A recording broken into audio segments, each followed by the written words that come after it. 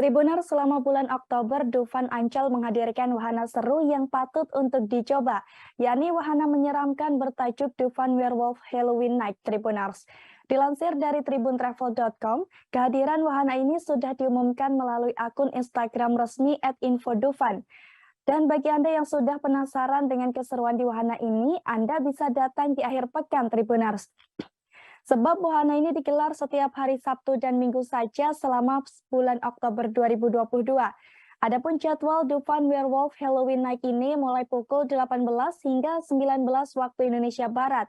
Dalam wahana ini nantinya akan menghadirkan sejumlah penampilan baru Tribuners. Mulai dari The Secret Rihanna, karakter hantu, Mark Singwen, penampilan DJ, serta Simon and Friends.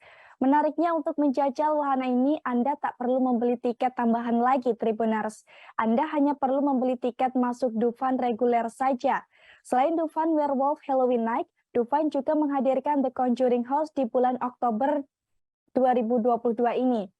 Tentunya tak kalah seru dengan Dufan Werewolf Halloween Night, hanya saja untuk menikmati keseruan di The Conjuring House, Anda harus membeli tiket on the spot di Dufan, yakni senilai Rp35.000 per orang.